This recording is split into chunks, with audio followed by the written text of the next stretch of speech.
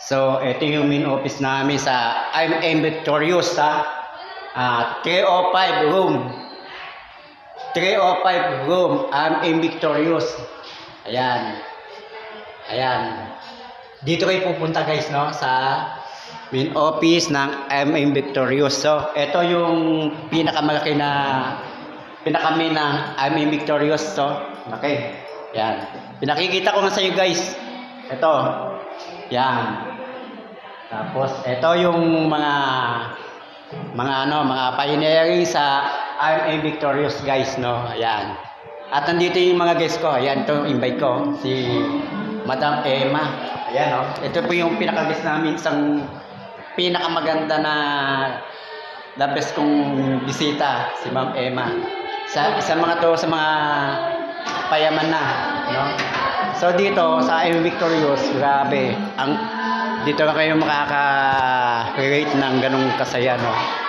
So guys, wag na kayo patumpik-tumpik pa, sumabay na kayo dito sa amin sa I'm Victorious, no. Kaya invite namin kayo. Kung kayo babagan-bagan, mapag-iiwanan ng Guinea Prime.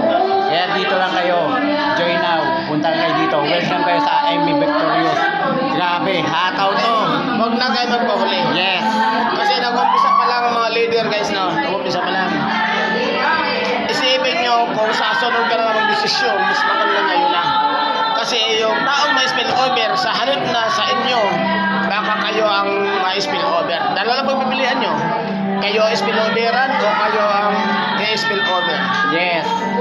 Kung gusto nyo nasa taas o nasa baba. Kaya huwag na kayo magpatumpik. Sumama na kayo at sumabay habang mainit pa sa Victorious. Saan ka pa?